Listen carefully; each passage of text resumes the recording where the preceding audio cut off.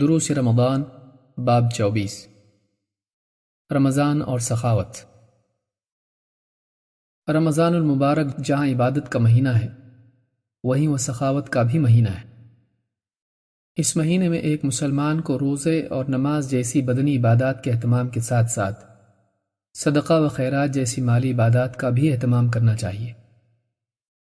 بندہ نماز میں اپنے آپ کو اللہ کے آگے جھکا کر اپنے تکبر اور گھمنڈ کا علاج کرے، روزے کے ذریعے اپنی لذت پسندی کی اصلاح کرے اور غربا و فقراء پر اپنے مال کو خرچ کر کے اپنے دل سے مال کی محبت اور دنیا پرستی کو نکالنے کی کوشش کرے۔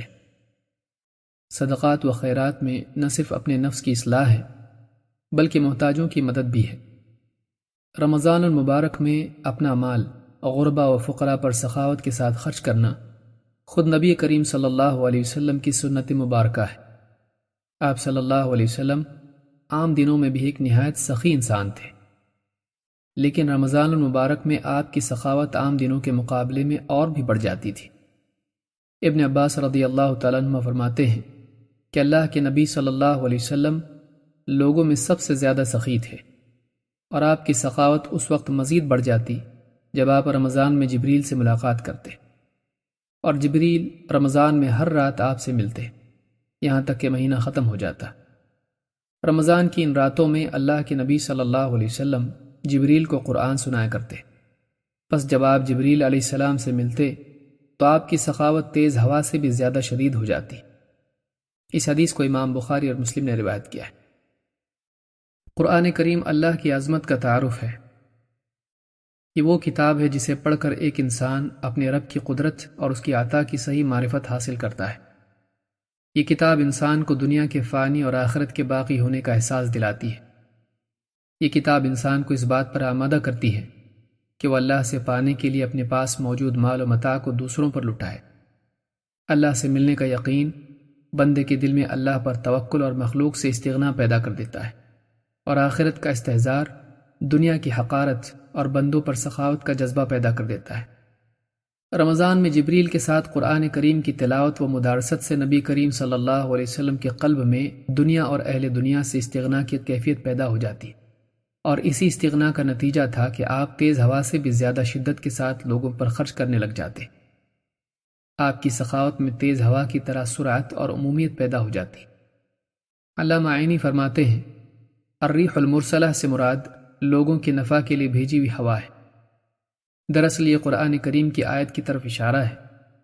اللہ تعالیٰ نے فرمایا وَهُوَ الَّذِي يُرْسِلُ الرِّيَاحَ بُشْرًا بَيْنَ يَدَيْ رَحْمَتِهِ حَتَّى إِذَا أَقَلَّتْ سَحَابًا ثِقَالًا سُقْنَاهُ لِبَلَدٍ مَيِّتٍ فَأَنزَلْنَا بِهِ الْمَاءَ فَأَخْرَجْنَا بِهِ مِنْ كُلِّ الثَّمَرَاتِ۔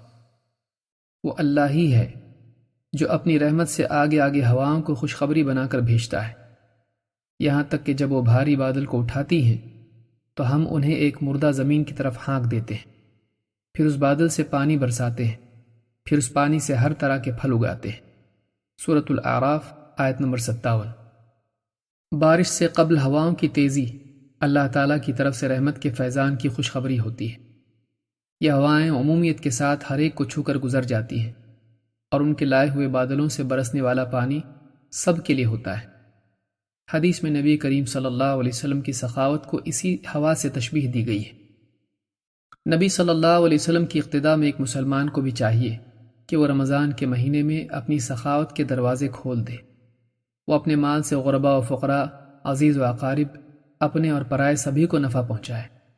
اس برکتوں والے مہینے میں وہ خیر کے راستوں میں خوب خرچ کرے۔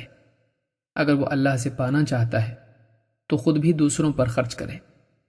اپنے پاس جو کچھ موجود ہے اس میں سے دوسروں پر خرچ کرنا اللہ سے پانے کا بہترین ذریعہ ہے۔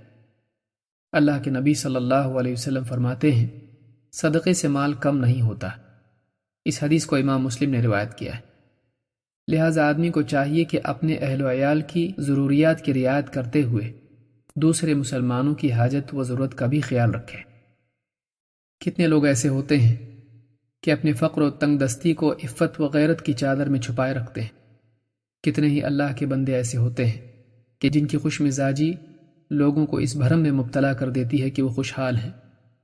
کتنے لوگ ایسے خوددار ہوتے ہیں کہ اپنے حالات کی شکایت خلق کی بجائے خالق کے آگے کرنا اپنی ایمانی غیرت کا تقاضا سمجھتے ہیں۔ کتنے خوش نصیب ہیں وہ لوگ جو محتاجوں کو مانگنے سے پہلے عطا کریں، جو ان کی عزت نفس کا لحاظ کرتے ہوئے خود ہی ان کے رمضان اور ان کی عید کو خوشیوں سے بھر دیں۔